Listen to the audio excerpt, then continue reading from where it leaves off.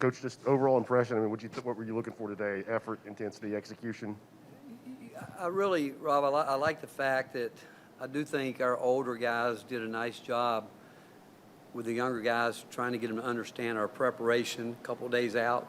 And game day, it's the first time that we really got to do what would be a normal game day, even though a week ago we went against Davison.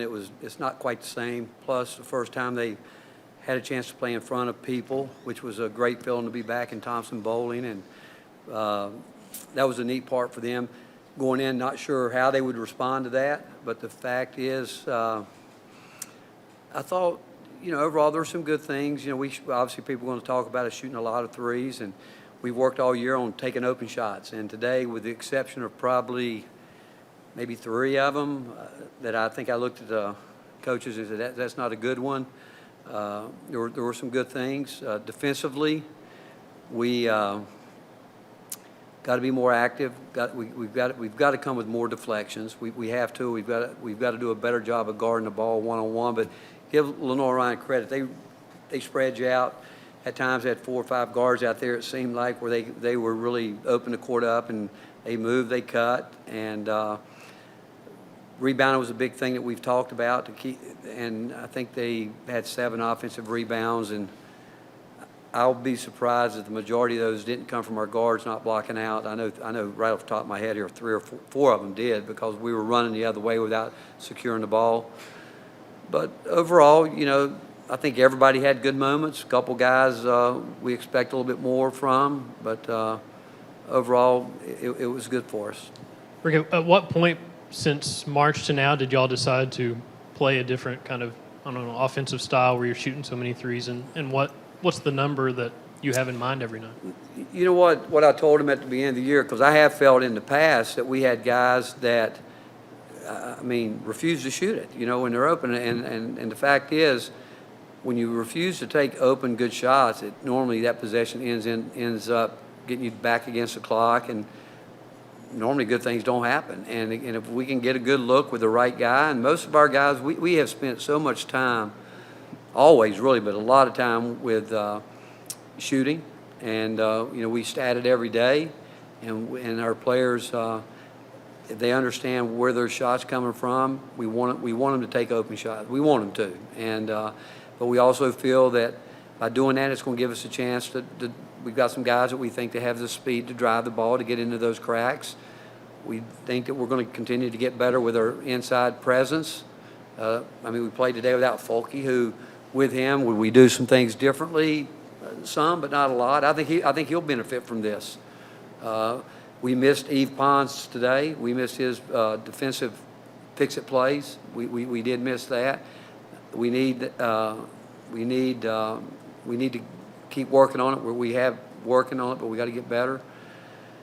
But we've played ourselves twice in a 40-minute game, and we played Davison. We played ourselves in all 4 of those games. We've shot over 43s, and we've shot it at a clip pretty much. What did we end up shooting today?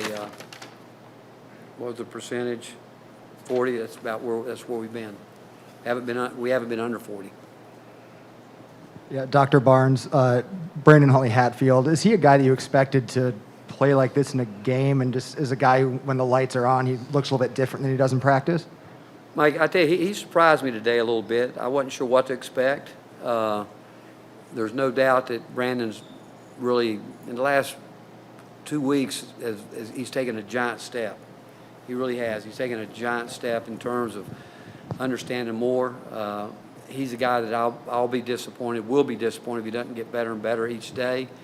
But the fact that he's a terrific passer. He's got great feet, really sees the court, really wants to pass the ball, maybe to a fault, where we've got to get him. He made a couple really nice moves. He's so big and strong that when he gets it going towards the basket, he's a hard guy to defend because of he's got just soft hands. But for him, getting his hands on a lot of balls was great today, and you know what? He was locked in more defensively than I kind of thought he would be, just being the first time out playing. But both he and Kennedy they're going to have to continue to really get themselves in elite shape to be the kind of players they want to be. And what that means is, can they work harder? I'm not sure they can work any harder with that. They got to get there mentally, where they understand they can fight through it more so than and that's going to be the next step. When they think they're tired, when I know that they've conditioned well enough not to be as tired mentally as they think they are, that'll be the next step for both of those guys.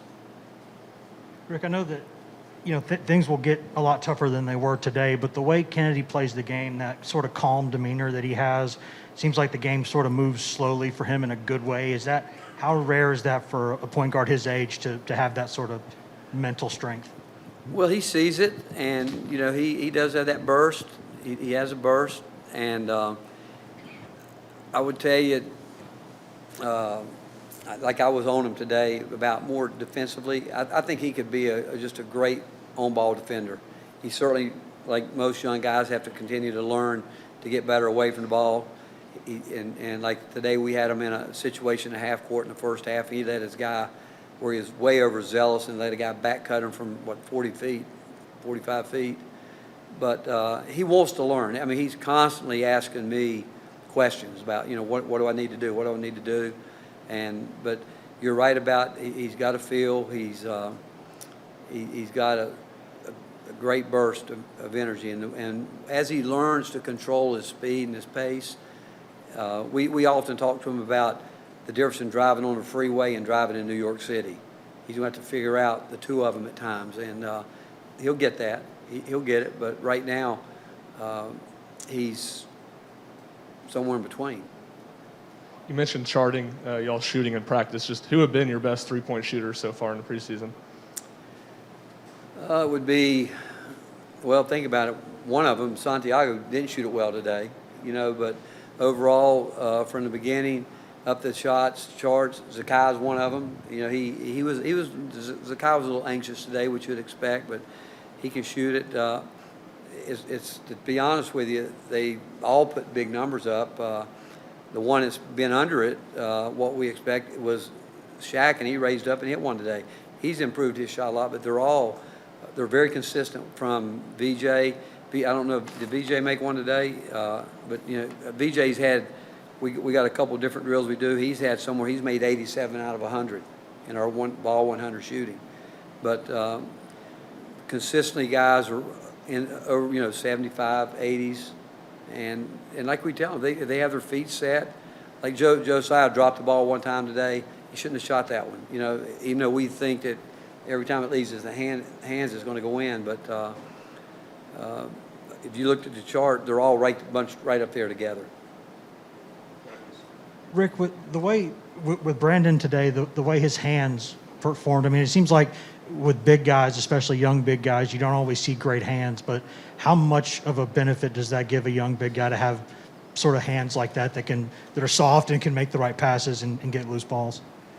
Well, it's a great advantage when you got big guys that can pass the ball. Urosh does a good job as well, getting out there when he slows down and sees it, but Brandon loves passing it.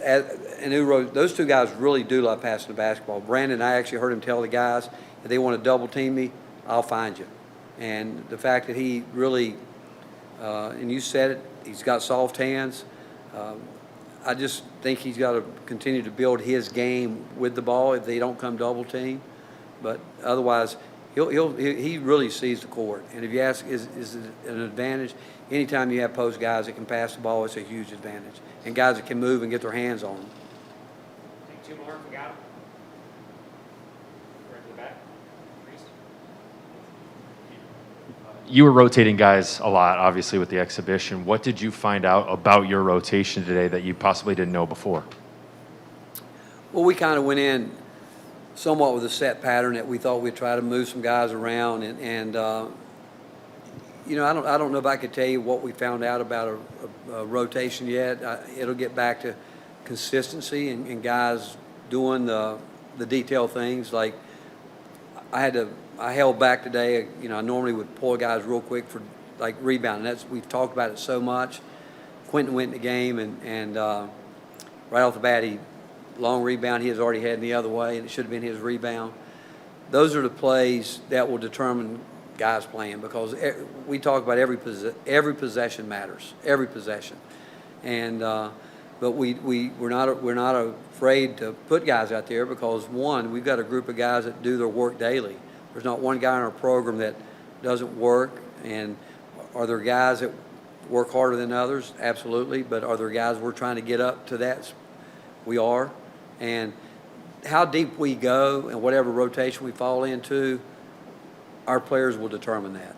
They will determine that based on consistency, what we know we're going to get when they go out on the court. And but there's a role that each one of them can certainly play to get minutes. Rick, the way that y'all are shooting that many threes pretty consistently now, it is just a much different way to play the game. Is that a reflection of the players you have or maybe the way the game's going? The players. But again, Lenoir-Rhyne, I mean, in the past, you think about it, we've always been really, and there's no doubt it would have been a little bit different with John Fulkerson in terms of playing through there a little bit. But if we can, we've always tried to score in transition. We really have. But to answer your question, I don't. When it gets going, that people know that we're going to shoot. They're not going. We had some great looks today. I think Lenoir-Rhyne's whole game plan was to force us into that. And I told the coaches that as the game was going on in the past, we would have been trying to be stubborn and say pound it in there, pound it in there. It would have gotten ugly because there wasn't a lot of space inside the way we like to pass and get in there with it. But by shooting the ball, I think our offensive pace can wear on people now even more so. But is it a combination of the fact that I think we got guys that can shoot the ball? Yes, but I'm also aware that when people find out what we know, how well we shoot it, they're going to extend out there, so we're going to have to work harder and drive the ball a little bit more, which I think we've got guys that are willing to do that too. We just want the simple A to B passes, nothing complicated. Let's get the best look we can get, and if it comes early in the clock, we're going to take it. Thank you, Coach. All right, thank you guys.